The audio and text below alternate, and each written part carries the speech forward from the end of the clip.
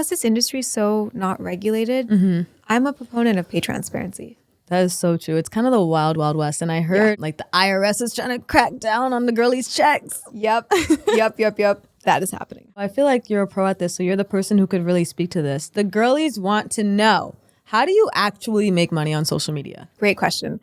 Lots of ways. Nowadays, there's UGC, which basically is a brand hires you to create content for their social media. Sometimes you don't even have to show your face. Otherwise, it's a brand paying for access to your audience, essentially, and also your ability to create content. So they'll hire you for a campaign. And I guess you are the model, producer, scriptwriter, director, cinematographer, editor. Basically, you're the whole production company. So if you think about that, what a production company gets paid to create an ad, sometimes a brand is paying you. It's actually more cost effective for a brand to hire you than a production company oftentimes, because they're paying you maybe like a fifth of what they, or a tenth of what they pay. So let's talk actual numbers. I feel like people always want to talk percentages and extrapolations. Yeah. Numbers. How much was the first check that you made and you were like, wow?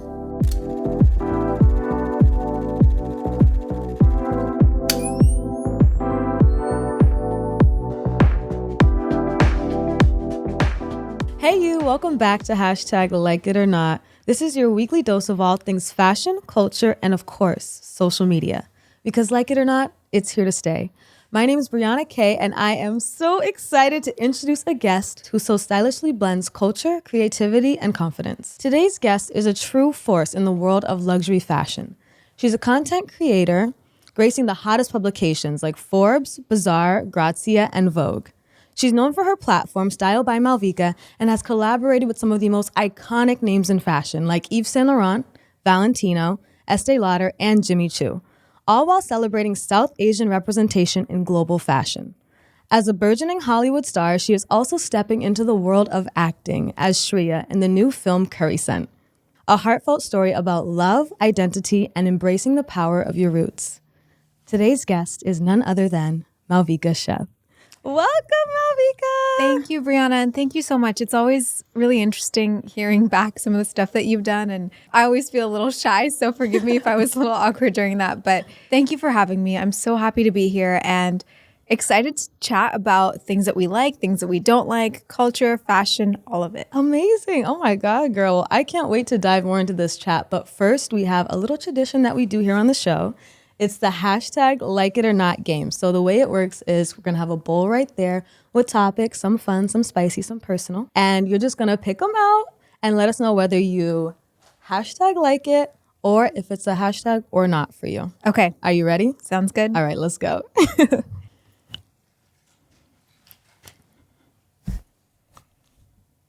Oh my God. Okay, do I say it out loud? Yes. Okay. SRK. I mean, is that even a question? Shah Rukh Khan, babes. Not even a question. Okay. Yeah, okay. I have the right side. Yeah. Okay. Awesome.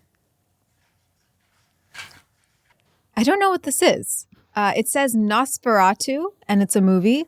Oh, you don't know the movie? What is So that? I guess it's a hashtag or not for you. I guess it's It's a classic movie about this vampire, and it's actually, they're doing a remake of it this December. Okay. So Is it Bollywood movie? Hollywood? it's not. It's a Hollywood movie. It's going to be, I think, Bill Skarsgård, Lily Rose Depp. But yeah, it's supposed to be really interesting. I'm excited to see it. That's so cool. I love Lily Rose Depp. I feel like she has really cool personal style, but I mean... Yeah, and such range. Like, she can really act. Oh, yeah. I can't wait. And Bill Skarsgård has always been kind of scary, spooky. So I feel like it'll be a fun remake. I think this is going to be one of the remakes that won't get panned. Interesting. Has the trailer released yet for it? No, just like some spooky stills. Okay. All right. I'm gonna look into that now. Spooky movies are kind of my vibe lately. So, influencer culture. I mean, I like it. I feel like, unfortunately, the word influencer has sort of been coined in a very negative way. Yeah. And even because of that, I feel like I can't call myself an influencer. I call myself a content creator. Right. But, you know, influencer culture, there's good and there's bad, but I like to see the good in everything. And so I'm just going to say, like it. #like it? Yeah. So how has influencer culture impacted your life? I think, to be honest with you, I keep to myself a lot. Like, I'm an introvert, and for me, I'm really susceptible to energies around me. So I don't take part too much in the culture of my industry, which is not always the best thing. But The one time that I do, or twice a year that I do, is during Fashion Week. So February's and September's are very much like, you see a lot of influencer culture. And I think I appreciate the side of it that everyone's out there and expressing themselves. I love that. I get to showcase my culture during Fashion Week. I use it as an opportunity to wear Indian designers, or like today I'm wearing my Bharatanatyam flowers, which is like Indian classical dance. So Yes. I think the fun part about influencer culture is the fact that there are a lot of people that are not afraid to express themselves. But of course, with that, there's like a line. You know, when we express ourselves, there's a way that to do it politely, and then there's a way to do it impolitely. So that's all I'll say about that. Period. Yeah. Mic dropped, I think. Okay, next. Next one. Ooh, Nepo baby discourse.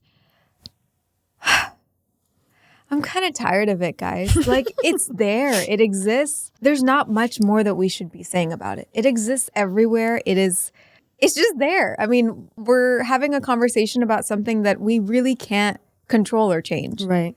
And So- it's in every single industry. Yeah. Like, whether you are a plumber, or whether you are an actor, or whether you're the son of a banker. You are, if you have those connections, they're kind of yours to use. I mean, and if you don't use it, it's kind of, I don't want to say going to waste, but it's like, I always, you know how people say make hay while the sun shines?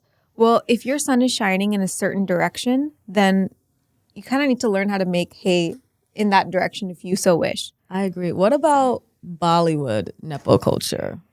I wish I could have more of an opinion on this, but the reason I can't say much about it is just because I myself am not a part of Bollywood. I don't have any connections in Bollywood, besides a really weird fun fact that my mom used to play tennis with Karan Johar when she was little. He's in there. He's in there. Yeah.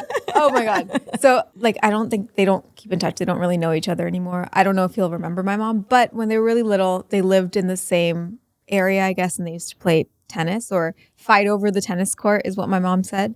That is so funny. Yeah. But I mean, I don't really have any connection to Bollywood. I would obviously love to do a movie there one day, but I don't want to say too much on that because I just feel like wherever you are in life, you're there not just because of who you know, but because of your talent. You're there because of who you are, I think. Who you are and what you have to offer as well.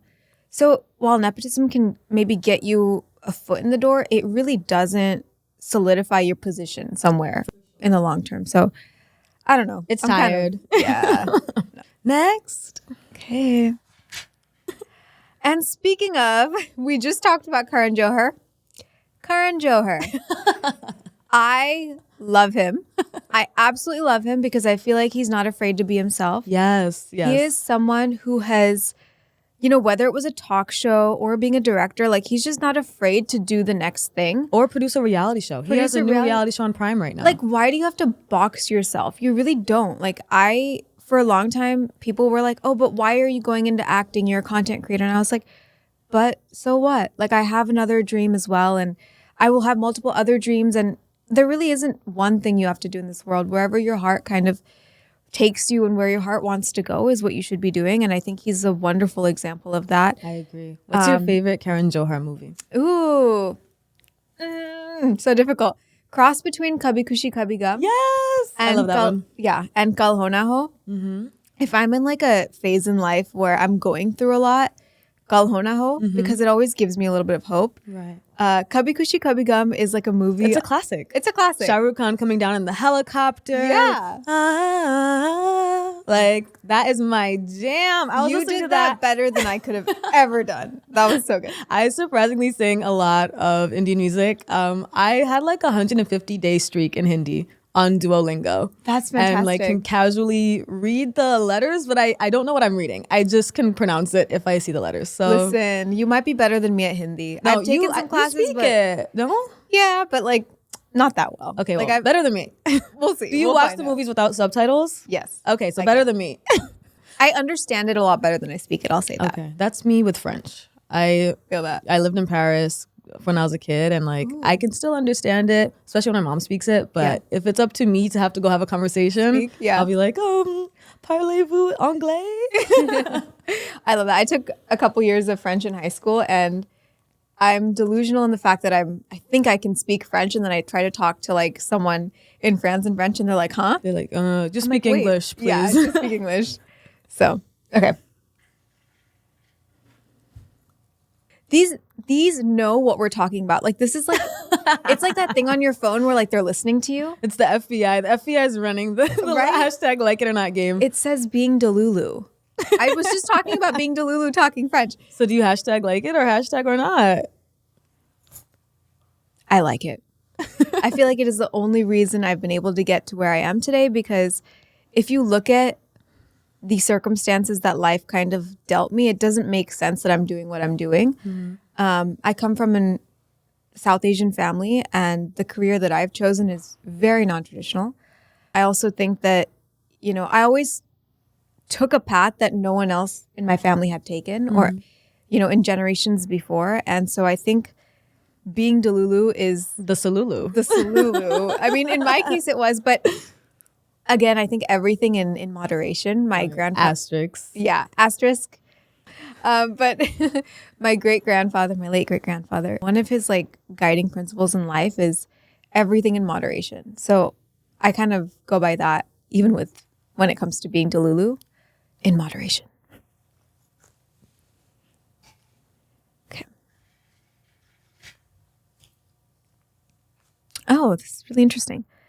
Aman Hotels. Do you know about the Amman hotels? Yeah. I mean, I don't know too much about them. So I'm just going to say this because So hashtag like it or hashtag or not? hashtag or not, just because I don't know enough. I mean, I'm sure. Aman, don't block her from going. Yeah. She Like, if wants to go. She just doesn't know yet. I've never stayed at your properties, and I actually haven't looked into them either. But maybe once I do, this might change. So This probably will change. Yeah. They're super cool. So they are all over the world, and they're like I don't want to say they're a chain because I feel like they're more elevated than a simple chain. But Okay.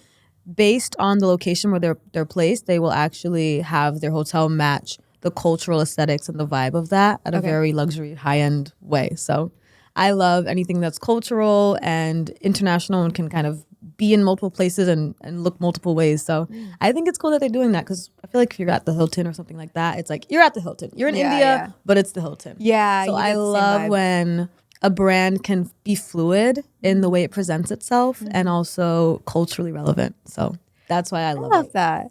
That's beautiful. Aman, go you guys. I might change. I'm gonna probably look you guys up after this and then change my answer. But yeah, let's keep that in the middle then. Keep it in the middle.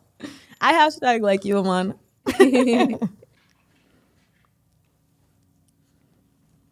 Love at first sight. I think this is the right place to start admitting this. I've actually never been in a relationship in my whole life. Okay, well that X'd And- out a lot of questions I was gonna ask. Yeah. So, I mean, it's not that I haven't been attracted to someone or liked someone. I have a lot of times. And I think it's not love at first sight, it's chemistry at first sight. Infatuation. Yeah. Or just chemistry. Okay. Like- a vibe at first sight. A vibe at first sight. I like that better, because I don't think you can look at someone and be like, I'm going to be with you for the rest I of mean, your life. I feel like YRF would say otherwise. Like, Yeah. Listen, it's really nice for the movies. It's really, really nice for the movies. But I think there's a lot of practical things you have to think about when it comes to relationships and whether a partner's right for you. It's not just like, I like how this person looks or I'm attracted to them. I like the way they speak. When you're thinking about a long-term relationship, a lot of your, I think, goals, priorities either have to match or have to be able to live together in a compatible state. compatible way, easy way, whatever it is. So, love at first sight. I'm gonna put you right here, and Now you have to pick one. Is it hashtag like it or hashtag Can or I not? change it? Yes. Okay, vibe at first sight. Yes. So hashtag like it if it's vibe at first sight. I love that. Yeah. Okay. Ooh, couture. I mean, what's not to like about couture? Hashtag like it. Yeah. I'm a girl that never really ever had laid her hands on couture growing up. Recently went to my first Haute Couture week Yes. in Paris, which was such an experience. What show did you see or shows? Oh my God, now I have to think back. Oh, my favorite was George Hobika. He's my favorite too. So good. Stop it right now. So he is my favorite of all time. Yes. I mean, the way he, like, it was just so soft, but embellished. But feminine. Yeah. George Hobika always slays down. Like, if you want to look rich, classy, feminine. Yeah. Very rich. And it's like, you know, for me, actually, I feel like my style, contrary to what I'm wearing today, I feel like my style feels a little bit more like androgynous-ish. But when I'm watching like a couture show, somehow just find the more feminine, embellished, soft, and like really regal looking stuff more attractive. So I loved Couture Week. I think it was just a wonderful experience and quite different from ready to wear. Yes, definitely. Definitely. You can see the time that goes into couture, I think. Yeah. Especially when you're like live in person with it on the runway. Yeah. And you see the way it moves and like accentuates the curves and the way the light hits it. It's just such a different experience to like, okay, I got this off the rack. You know? It's like, so it's like a dream, right? It's like literally a fairy tale fantasy. kind of fantasy, that you're watching. So. I was watching the Schiaparelli show yesterday and I was just like, I need every single piece. Dream show to attend. Yes. How about I went on the website just to look at ready to wear? Yeah. $10,000 for a shirt. Girl. I love you, Schiaparelli. Send me something. Send us something. I know. We're Schiaparelli, if you're listening, we love you. We're here for you. We will support you. We will support you. Okay, so hashtag like it couture. Hashtag love it if Schiaparelli. Yes. So. And George Hobika. Yes. Okay. Vogue. Ooh, I have a story with this. Okay. First of all, hashtag like it. And when I was turning 16, I want to share this story because it's really interesting. When I was turning 16, my parents wanted to have a sweet 16 party for me. It was like same. Yeah. Like I think in Indian culture, I'm sure even in yours as well, like turning 16 is like, oh, like the parents like want to like have this big thing for you. Yeah. And so that was sort of like something that my parents forced me to have. They're like, you have to have a sweet 16. So I was like, fine, if we're going to have it, I'm going to make it Vogue themed. So I had like a full step and repeat banner of like, you know, the Vogue logo. I don't even know. This might get me in trouble. Copyright. I don't know. But yeah, step and repeat banner. I had such a blast planning that because as a young girl, if someone asked me what I wanted to be when I grew up, I always said I want to be the next Anna Wintour. I love that. And I think that I always thought I would make my way there somehow, like through journalism or do something like that. Mm-hmm. Today, I'm a content creator / influencer. I mean, but in a way, content creation is today's version of journalism. So in your own way, you are still, you know, being a curator of culture in the same way that Anna Wintour. That's beautiful. I always wanted to be somewhat of a tastemaker. So I hope that in some way today I'm doing that in the fashion space, but also in a way that I'm talking about my culture. So Vogue, I think it was sort of the stepping stone to being who I am today, like we were talking about. And also is a huge aspiration. Vogue, I want to cover. It's on my manifestation list. So please. Vogue, sign her up now. I'm ready. I've been practicing my posing and everything. I think I know how to look editorial now. So she won't hit the... Yeah, I won't do this. I won't. I promise you, I will like...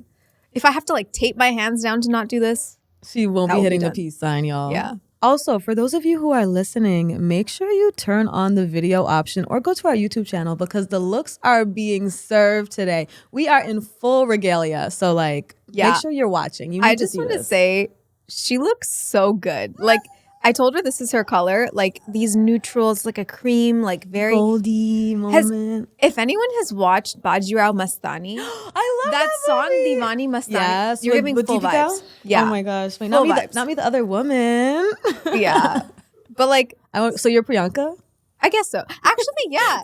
I'm a little bit more like the colorful side and you're like the monochrome regal, like, you know? No, I love your look too, especially because you said with the classical hairstyle. Yeah. I love that because I know that you have a background as a third generation classical Indian dancer. Yes. So I love that you found a way to incorporate that into what you're wearing today. It's gorgeous. I didn't know what it was. So what is it called? So this is, the flowers are called mogras. They're basically jasmine flowers. This is the bun that I do when I'm dancing on stage for a Bharatanatyam performance. The bun itself, I don't think has a specific name, but The Mogra has a name. the Mogras, yeah. And also is a little bit more significant because my late great-grandfather the only memory I have of him is him sitting down with the fresh bowl of jasmine flowers next to him because he liked the scent a lot. So I love doing this hairstyle. I've used these flowers at Fashion Week in different ways. And I just feel like for my first proper podcast appearance, this was something I had to do. Also, I'm wearing my mom's, this is the name drop, but this is my mom's sari and it's actually Sabyasachi. Yes, I love Sabyasachi. He's amazing. I didn't grow up around a lot of designer things, but my mom was that person she would go to India and like, if it was one trip out of like the last 5 trips she's gone to and she would buy one thing, it would be one really good thing. One really beautiful designer piece. This was that. And I asked her today, I was like, Mom, can I please borrow it? And she was like, of course. She's like, I actually haven't even worn it since like 5 years ago. So, and I was like, you should wear it more. So you guys should absolutely wear it more. Like, I wish I could dress like this every day. I would genuinely, I'll be doing it up to the 9s. Girl, I wish I could carry a sari. I'm not saying I can't. I'm just saying it's a lot of like layers. Yeah. And you got to keep readjusting. Like, for sure. If you see the video of this, I'm sorry for my constant readjusting.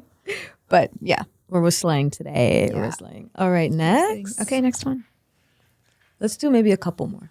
Jacquemus. Am I saying it right? Jacquemus. Yeah. Hashtag like it. I am loving actually lately going on the RealReal and like other secondhand sites and buying Jacquemus because I feel like some of the designs were super overlooked, like in previous collections. Loved some of their stuff. In fact, just bought 2 Jacquemus shirts. Was in Mexico, wore one of them because I feel like it has a very, Jacquemus has a very like vacation-y vibe. Yes, it's very resort wear. Yeah. And it's plays a little bit with geometry, which I love. Love when like Loewe does that. Yes. Like a lot of cool Iris Van Harpen. Yes. So playing with geometry. So like it for Jacquemus. The fashion girlies are living for your answers, by the way. Oh yeah, I hope so. I'm a closeted fashion nerd, but actually not so closeted because obviously you can see it on my Instagram. But growing up, like I was that girl that would like, I also looked very different when I was growing up. I went through a little bit of like struggle with the way I looked and was bullied. So if I liked fashion, the only way I could actually like it was sort of like in my room reading magazines on Tumblr. Because if I ever tried to do something interesting with fashion, I was sort of laughed at or made fun of. And this is another thing we'll get into it more later, I'm sure. But like, it doesn't matter how you look. Like anyone is allowed to take part in fashion. Exactly. Anyone from any walk of life, no matter how tall, short, long, thin, big, it really doesn't matter. You're allowed to take part in fashion. You're allowed to express yourself how you want. Do not let other people tell you otherwise because I made that mistake and I regret it. So that's beautiful, girl. You got me tearing up on the pod. Stop it. I know. We were talking about Jacquemus and now we're getting really deep. Like, oh my God, fashion therapy. Fashion is therapy though. I agree. It really is. Deep fakes. These scare me. So hashtag or not. No, or not. Yeah. Deep fakes are honestly, I'm scrolling on Instagram and I see there's so many of Alia Bhatt lately. Yes, okay. Yeah, and I'm just like, it just scares me. I'm like, why are we doing this? Yeah. Like, why are we replicating people? No. Like deep fakes. Have you ever heard that expression that, some people don't like to take pictures or do videos because it like captures your soul? I feel like deep fake is an example of your soul being stolen with the vehicle of technology. I don't know what it is, but we're not even that advanced into what deepfakes will become. And they really do talk about how there will be a point where deepfakes are indistinguishable from real life. And that is so scary because once something is out, it's disseminated. The internet lives on. Yeah. There really is no way to get every single piece of something bad about you if it's a scary deepfake. So I'm not anti-AI because I see the way that it can help people and it can work and make life easier and quicker. But I think there definitely needs to be some regulation around likeness. Because the same way that, Sony can't take my face and use it for an ad that I don't know about, some random person on the internet shouldn't be able to take a celebrity's voice, face, body, and replicate that and do whatever they want. I 100% agree. I feel like that's stealing people's autonomy. Yeah. And we don't consent. Yeah. And like the whole idea of expression is to express yourself in the way you want. If people are using you to express you in the way that they want, then that's not really you. And it's scary. Very complicated. But yeah, that's why we had a whole strike in Hollywood about it. Long live the strike. Long live the resistance. Yes. Airbnb. Hashtag like it. I have not had too many Airbnb experiences, but am very open to like doing some more Airbnb stays. Have actually thought about doing an Airbnb for Fashion Week. So we'll update you guys. But. Yeah, I've when Airbnb first came out, I remember using it a lot. And then I feel like hotels kind of made a big push because they saw that Airbnb was taking market share. And now it's like you kind of can't beat the hotel price. You kind of can't beat the convenience and just the fact that you don't have to clean up after, Yeah. So I feel like I've gone back to being a hotel girl, despite the fact that I do love the personality that Airbnbs can bring. Yeah. It's just, I don't know. The only reason listen, I think there are pros and cons to both, but I love cooking. Like even if I'm like during Fashion Week and everything, I'm very particular about like my food and everything. And I have to eat hot food. Like my food is not hot. I get really... I feel like it's not, like I don't feel full. Yeah. It's like I didn't eat anything. Yes, I agree. So I love making my own food. I actually bring a lot of... People who've watched my vlogs will know, but like I'll bring like oats packets with me or like grits and like all these things just so I can like make something hot in the room when I get back, especially in February. Like, it's cold in New York and Paris and all these places. And I come back to the room sometimes and I'm like, okay, if I order food... it may or may not come hot. So sometimes like I'll go out, eat something, come back to the room, still be a little hungry, and then I'll like make myself some grits or something just because I'm cold and my food needs to be hot. So I love having a kitchen. If the hotel room has a kitchen, that's like chef's kiss. Yeah, but very rarely does that happen. So I take things or bring things with me that I can just kind of add hot water to, which by the way, if you guys don't know this, you can use the coffee machine and just like make hot water from the coffee machine and just add it to like grits, oats, even Indian foods. Like there's like instant upma, instant khichdi, which all these things you can just add hot water and like cover it and it'll cook in like 3 minutes. So it's like almost like a ramen equivalent, Indian style. Yeah, that's exactly. Interesting. Okay, let's do one more and we'll get into the chat. Super. Hustle culture. Oof. A year ago, I would have said hashtag like it, but today I'm going to say hashtag or not because I've gone through a period recently where I realized I was only hustling to run away from a lot of the things I was going through in my personal and family life, and it kind of caught up to me.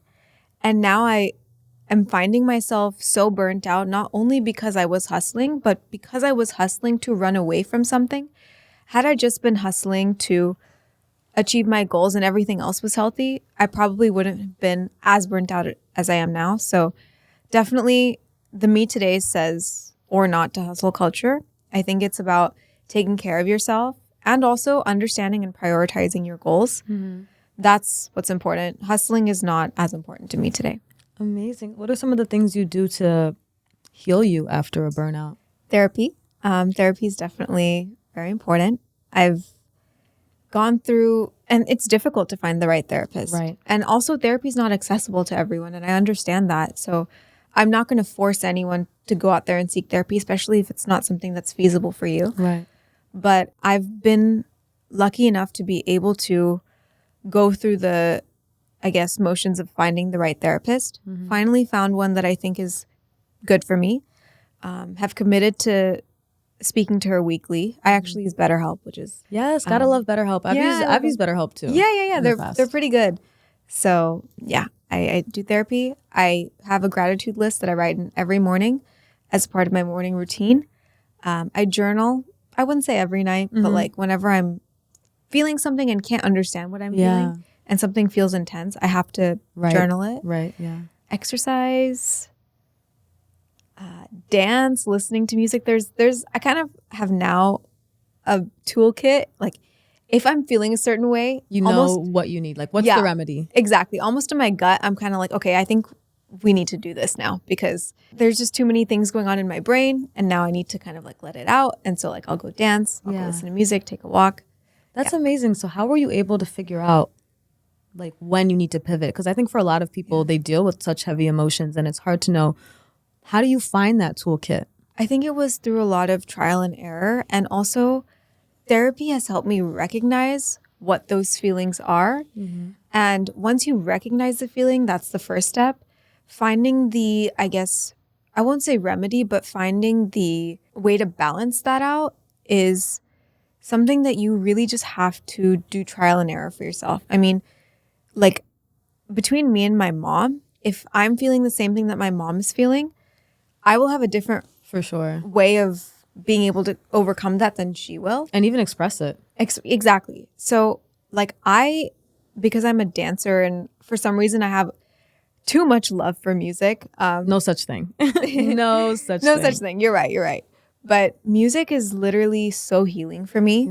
Yeah. Whereas for my mom, she doesn't love listening to music. It's not like her first thing that she'll go to. Yeah. But for me, that's like the instant sort of pick me up. So yeah, I think you have to know yourself is sort of the essence. And therapy is something that can help you know yourself. Journaling is something that can help you know yourself. And also just going through life. Yeah. What are you listening to right now? Like what kind of genres? What's your favorite thing to pick you up? R&B. Like R&B? Who specifically?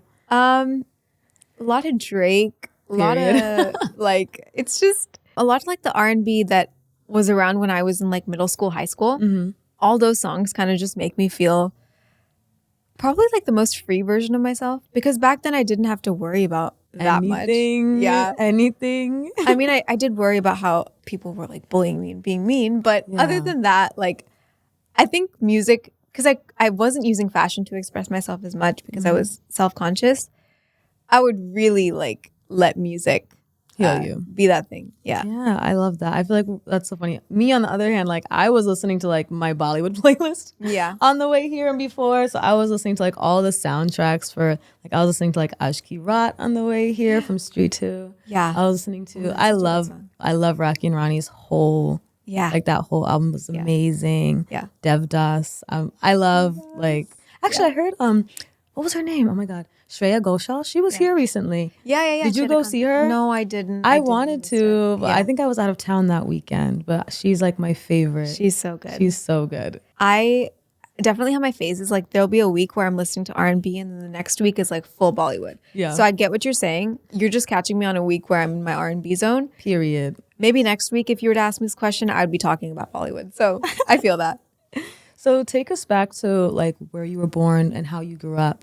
And how you came to be in LA. So I was born in Fullerton, California, which is a suburb. It is in Orange County and my parents are still there. So every weekend now, actually, I go back to Orange County. But I grew up in I would say Fullerton at that time was not as diverse as I would have liked to see. And when I say diverse, I mean a mix of different people from different walks of life. At that time, I mean, I love my Korean friends. I obviously nothing against them, but it was the school I was at was like almost fully Korean, and I was one of the only Indian people. There wasn't much of a mix of different cultures. Right. So I found myself growing up feeling like I needed to eat like them, look like them, and the Korean culture is so beautiful. But the problem is I can't make myself like them. You can't be Korean. Yeah, I can't. And I think I constantly was always trying to be and you know, maybe not their fault at all either. When we're young, sometimes we want to be like the people around us. Yeah. And I think it's really hard when you don't see yourself reflected back to you. Totally.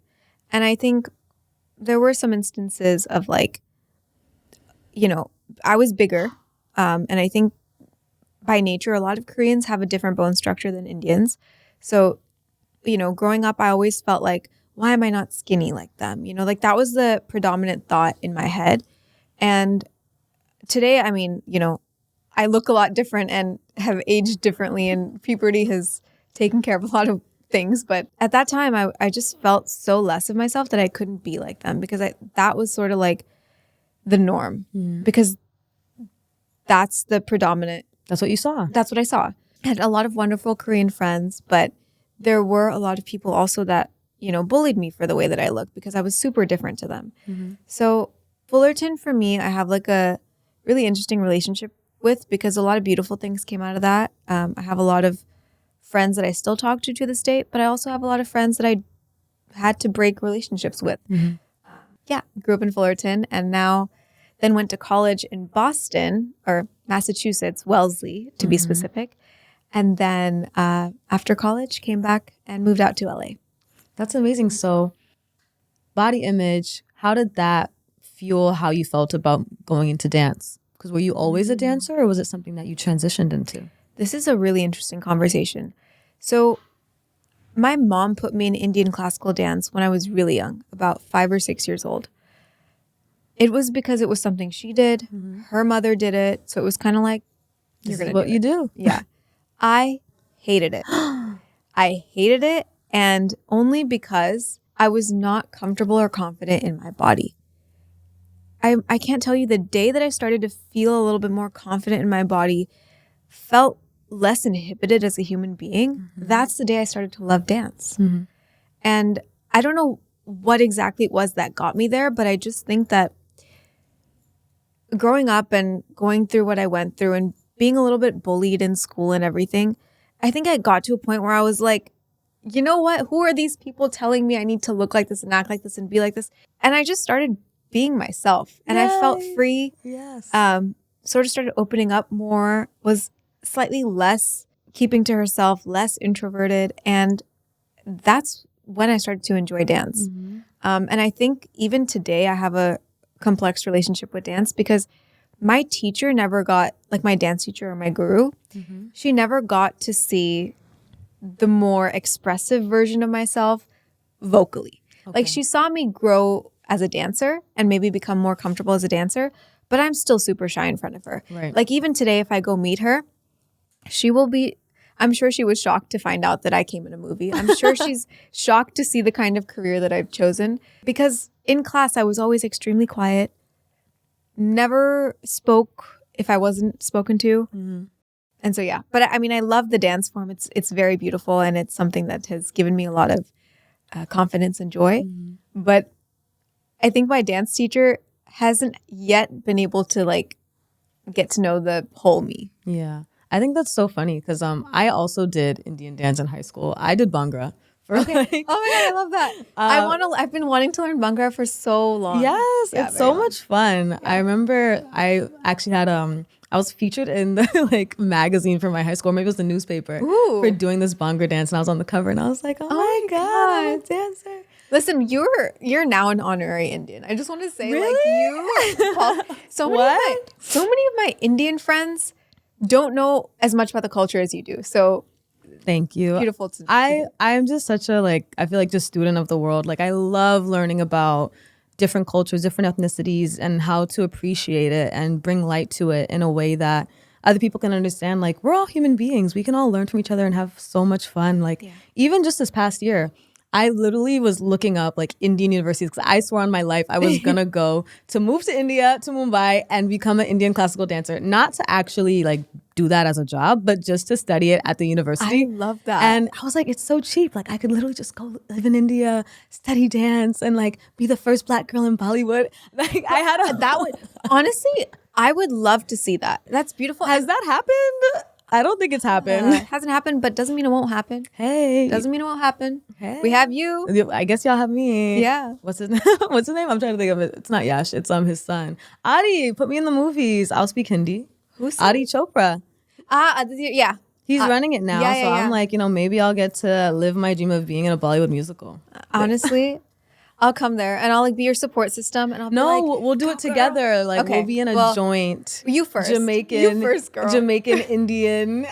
I think we're gonna have to produce this. Sadly. Okay, we'll probably produce it here. Yeah. And we'll have it over there and they'll be like, we should do this. We'll get like a distribution deal over there. Yes. Yeah. I'm like, okay, we gotta put this in the books for real. Yeah. Okay, so let's talk fashion. If you could have anyone design your current wardrobe, Who would it be? Past designer? It could be someone current. Wow. Oh my God. Okay. I think my instinct is to say Jonathan Anderson. Okay. Because I just love what he did with Loewe. Earlier, we were talking a little bit about geometry in fashion. I don't know what it is, but I really like the idea of making fashion a little tongue-in-cheek. Oh. Playing with shapes in a way that is perhaps not the most appropriate way. Or wearable, maybe? Wearable way. I'm someone that likes...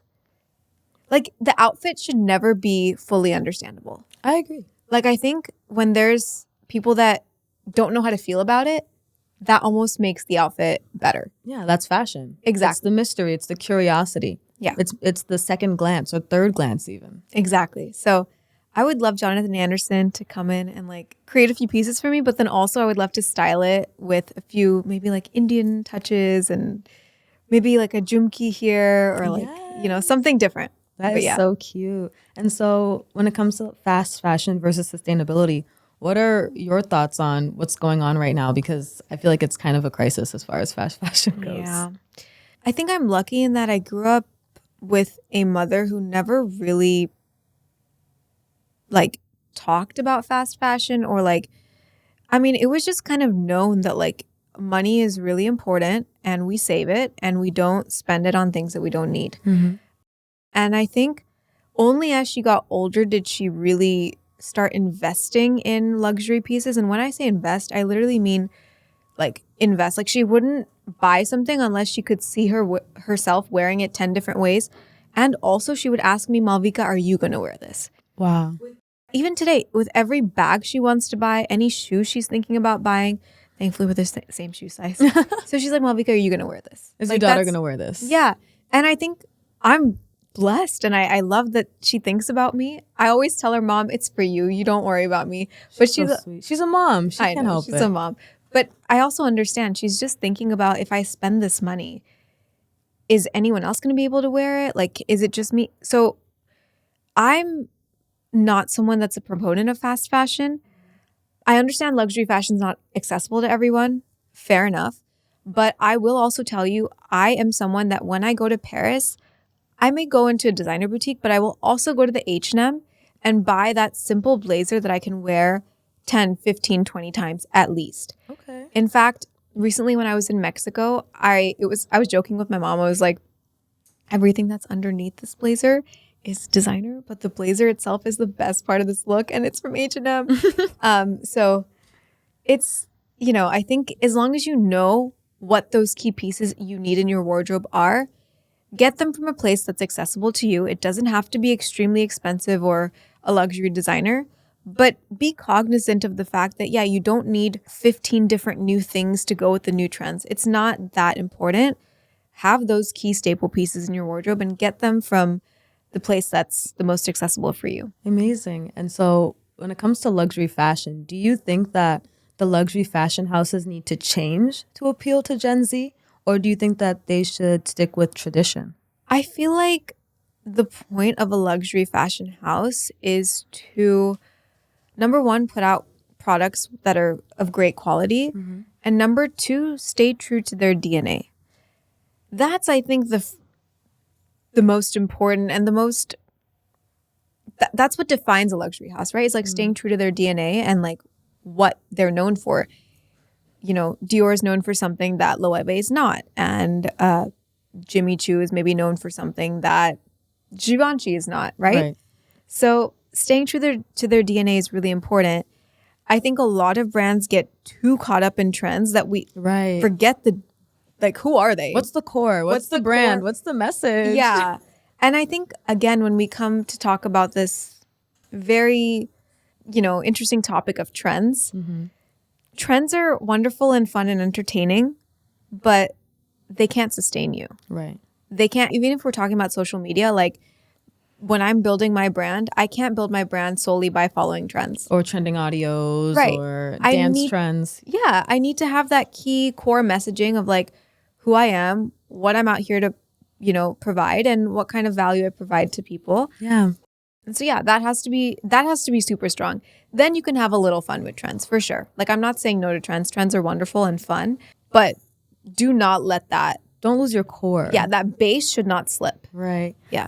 And so I love that you pivoted into your social media career as a content creator, because it just got me thinking about, have you had that moment yet where you thought like, wow, I have made it? Like, is there one moment so far in your journey where you're like, I've made it?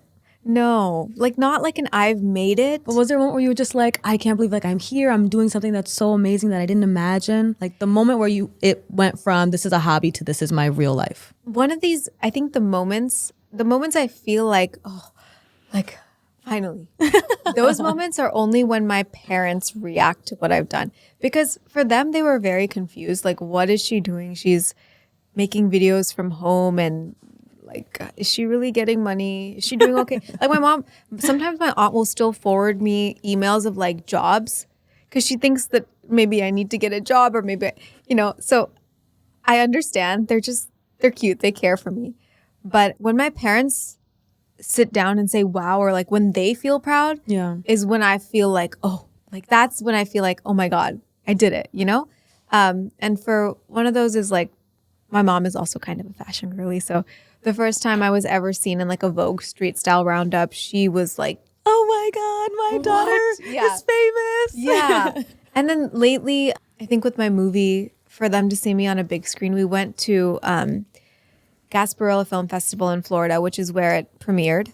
And they got to come see me on the big screen. For them, that was like, even if it was a role that, it wasn't a lead role, but it was a story that I really wanted to be a part of telling. Right. So I was like, cast me in whatever role in this story. I love this story. It's cute. And they loved seeing me in a movie. I'm sure they were so proud. They were. My mom and dad don't say a lot, especially my dad. He won't say a lot, but like I can kind of tell by his mannerisms, like when he's proud. And my mom will sometimes say it and sometimes won't. But I think they were proud. And then seeing that film go to the Indian Film Festival of Melbourne, which where a lot of these people like Karan Johar and like these other big Bollywood directors. My dream director, who I'm going to manifest here, Kabir. Why am I forgetting his last name? Oh, this is really bad. Not for the plug. Oh my God. No, he's like literally on my list. Wow. Kabir Khan. There we go. Period. Kabir Khan. So a lot of these directors were there at the film festival, and that film got shown, Curry Scent got shown at the Indian Film Festival of Melbourne. So my mom, again, was super proud.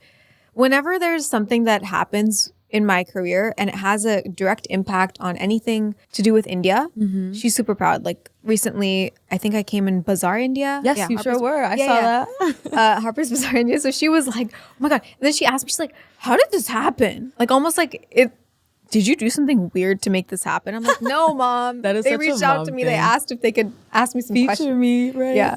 So, yeah. And so I feel like you're a pro at this. So you're the person who could really speak to this. The girlies want to know, how do you actually make money on social media? Oh, great question. Lots of ways. Nowadays, there's UGC, which basically is a brand hires you to create content for their social media. Sometimes you don't even have to show your face. Sometimes it's literally just like swatching product and doing stuff like that. Otherwise, it's a brand paying for access to your audience essentially, and also your ability to create content. So they'll hire you for a campaign, and I guess you are the model, producer, Director, cinematographer, editor. Basically, you're the whole production company. So if you think about that, what a production company gets paid to create an ad, sometimes a brand is paying you. It's actually more cost effective for a brand to hire you than a production company oftentimes, because they're paying you maybe like a fifth of what or a tenth of what they pay. So let's talk actual numbers. I feel like people always want to talk percentages and extrapolations. Yeah. Numbers. Okay. Like, let's talk numbers. So how much was the first check that you made and you were like, wow? The first check I made that I was like, wow, was the first check I ever made doing social media, because I was in college and Reebok reached out to me and they were like, I think I had like 4,000 or 5,000 followers or something. And they reached out to me. They're like, we'll pay you $100 and we'll give you a pair of Reebok shoes. And I was like, what? And then at that point, because I was in school for entrepreneurship and marketing. And I was like, my entrepreneurship brain was like, let's turn this into a business. You're like, I'm scaling. Yeah, we got to scale this. So that was like the wow moment for me, is just the fact that a brand like Reebok came to me and was offering. Saw your value. Yeah. So that was, but if we're talking numbers, Today, if you have, I would say and this is again, so it's rough and take this number for what it is and go up, down, however you need to. But if you have 100,000 to 200,000 followers across platforms on social media, I think very easily you could be charging anywhere between 4K to 7K for a sponsored post. I'm not saying I get that every time. Sometimes I get less. Sometimes I probably get more. Can get more also, depending on the brand and their budget. But ask for your worth. I agree. And what do you think about influencers and pay transparency? Because I feel like when we don't know what people are making, these companies are getting a steal on us. Because $100 for you, that was a wow moment. But who knows how many, maybe even $10,000 they made from your post. Pay transparency is so important. I have, in the recent past, also even loved using tools like FUPayMe. It helps me know that I'm not crazy in asking for something. I'm allowed to ask for a certain amount because other people are also getting paid that. People with similar value to me are also getting paid that. So oftentimes a brand can make you feel like you're asking for too much, but when you're able to back it up with data. Is that what FUPayMe is? What is that? FUPayMe, FUPayMe is basically a site where anonymously influencers can put in what brand they worked with, what year or month they worked with that brand, what the deliverables were, and how much they were paid. Wow. And the great thing about it is it's anonymous, so the brand doesn't ever feel like, oh, this person publicly put out what they, So, I love that tool. I think it's helpful for me. It's helpful for the whole industry. It's like a glass door. Girl, this is a pro tip. I've never heard of FUPayMe. Yeah. So it's like a database for pay transparency among influencers. Exactly. It's like a glass door for influencers. What? And because this industry is so not regulated, I'm a proponent of pay transparency. That is so true. It's kind of the wild, wild west. And I heard the IRS is trying to crack down on the girlies' checks. Yep. Yep. That is happening. So my next question is about your pivot. How were you able to pivot from your full-time content creation career to moving into acting? I know a lot of people want to do that. It looks like a pivot on the outside, but it actually never really was a pivot in the true sense of a pivot. When I started creating content, especially once I graduated college and was trying to make this a full-time thing, I had reached out to different agents, because I didn't know this world. One of the agents I reached out to was actually a commercial agent, for commercial actors. And they were like, oh, we don't represent influencers, but if you want, we'd like to have a conversation about you becoming an actor for commercials. So I was like, what the heck? Took the meeting. They said, take some acting classes. I did that. Started going out and auditioning for commercials. Then from there, started auditioning for film and TV stuff. And, I'm not even going to sugarcoat it because I think people should know the reality. It's not an easy career. And just because I'm an influencer doesn't mean that it has been easy to go into acting. In fact, I think it's harder. Yeah. I've done over, I think till date, 400 auditions. And my first film has just come out. So this is 400, you've kept count and it's at 400. I have a spreadsheet. Wait, first of all, I love that. But also, what? 400 auditions to land your first movie? Not to land my first movie. I think I landed the first movie after 120. Oh my gosh. Guys, but this is the data. Yeah. She has data. Film, TV, commercial, all things combined, 120, and then finally got my first film. But still auditioning regularly. And it's kind of almost like I have something to show. I didn't just get the film because I'm an influencer. Right. I actually have been putting in the work, those 400 auditions, not just auditioning, but also taking acting classes and making sure that I have something to back up the fact that I'm in a film. Right. Or I can come in a film. So very much it has been happening behind the scenes simultaneously. It's not something that I talked about a lot just because I felt like I didn't have anything to show for it yet. Right. Now I have a film that's out. I also have a few commercials I've done, so I can talk about it a little bit more. But yeah, it's been happening. So what would be your dream role? I would love for someone to cast me in a coming of age film, like as a normal girl. And I think the struggle that I face, like we were talking about earlier, is because I'm a fashion and beauty content creator or influencer, I'm cast in these very glamorous, oftentimes mean girl roles. Really? But you have such a sweet spirit, sweet Thank personality.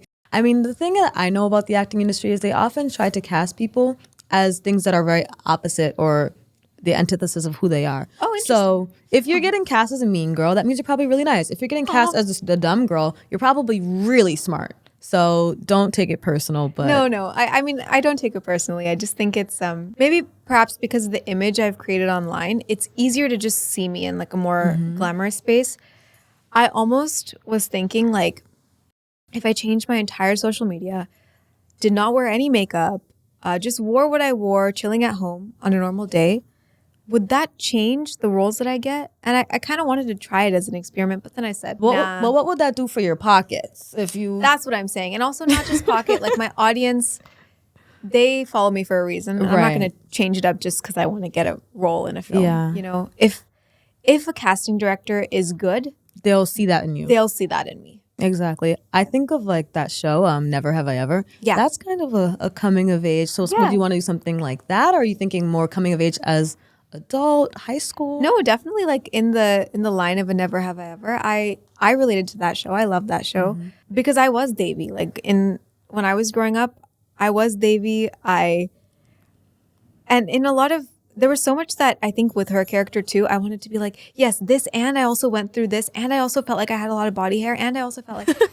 but I see you, and like you are me, and I am you. You know? Yes. It felt good to see yourself represented on screen. Yeah. I feel like that's such an important moment. Like I think I'm a Black woman, but I'm also at my heart and core a Caribbean woman.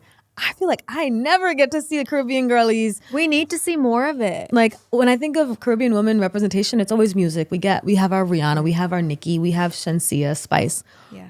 But I would love to see, I think the Black community, when our movies and films are created, it's always from a certain lens. And within the diaspora of people of African descent, there's so many different shades. There's so many Very different diverse. flavors. Extremely diverse. And so I want to see a Caribbean girl growing up. Yeah. You know, like I would love to be a part of something like that, see something like that. Because like I was a Caribbean girl growing up in the suburbs. Yeah. Went to boarding school, lived in Paris as a little girl. Like I feel like when I see stories, it's almost always about like struggle or just, you know, things that aren't. One-dimensional. Yeah. And actually, that's one of the reasons why I fell in love with Bollywood and also even like Korean dramas and stuff. Because I felt like I got to see sweetness, cuteness brought back to TV and film. I feel like American films and TV right now is very heavy, very serious, or just super comedic. Yeah. So I hope that we get to create more fun, cute, light projects. Like, I want to see musicals. I loved seeing Wicked. I thought that was so cute. I want to see diverse musicals. I want to see girls like you and me, so that girls like you and me growing up don't have to just look around and be like, oh man, there's nobody like me. Yeah. I think that's wonderful. And I think what it's going to take is people like you and me, coming from the same or similar backgrounds, writing them, putting the budget behind these. It can't just be that people like us are the face of it, Right. because then the writing is not going to match what we're going through. That is so true. Yeah. I feel like I've done acting too, and when I get scripts for Black girls, I'm like, this Black girl is a neurosurgeon. Yeah. Why is she speaking like she doesn't have a second grade education? Oh my God. You can't even imagine the amount of auditions where I've just looked at it and I've gone, This person never met a person of color. yeah, like, because it just is not right. It's not real. Yeah. It's not real. Yeah. So, Okay, let's pick it up. It's the early 2000s. You're starring in a YRF film based on your life. okay. What's the title of your movie? Early 2000s. Okay. YRF film. So big musical, splashy, heartfelt. Oh, and who's your love interest? Okay. Dreaming in color. Ooh. Because I think the number one superpower I have in my life is that I can dream.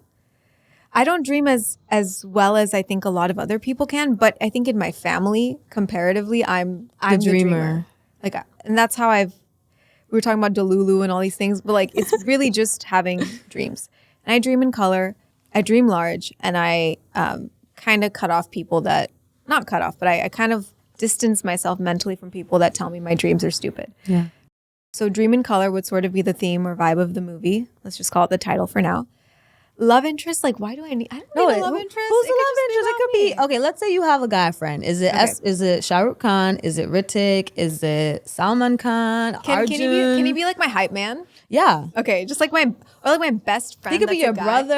I mean, shoot. Let's make him my best friend who's a guy that's like super supportive and like very, very green flaggy. Okay. So, okay, hold on. Varun Dhawan, because I feel like he's hilarious. He's also cute. Yeah, fun. Yeah, fun. I love him. Wait, wasn't he in Kalank with Alia? Yeah.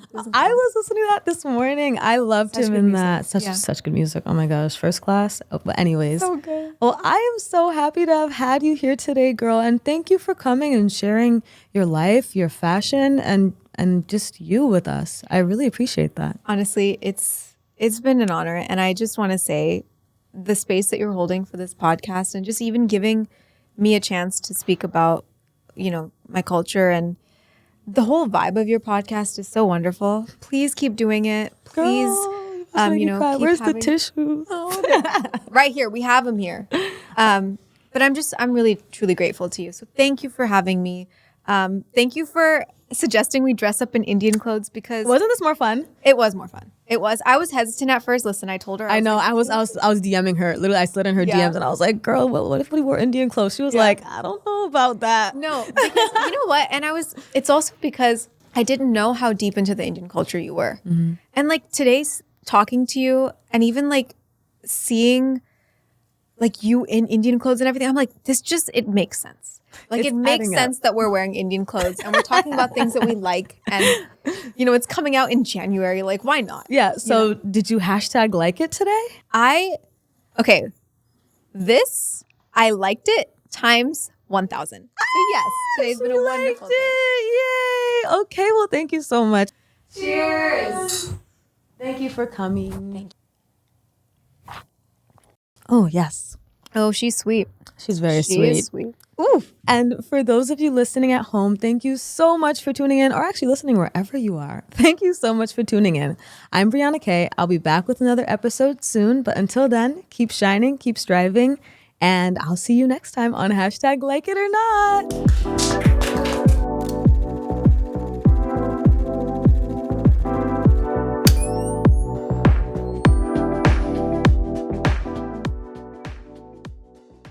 Hey besties, let's take a moment. Did you know that 78% of you watching right now aren't subscribed? I know, it's surprising, but here's why it matters. We pour our heart, energy, and style into creating high quality and inspiring content for you. Content that's all about leveling up, staying inspired, and making your dreams happen. By hitting subscribe and turning on that notification bell, you're not just joining our community. You're helping us grow, innovate, and keep delivering the kind of content that brings value to your day. So if you've been loving the journey so far, take a second to subscribe. It's quick, it's free, and it makes all the difference. Let's keep building something amazing together here on hashtag Like It or Not.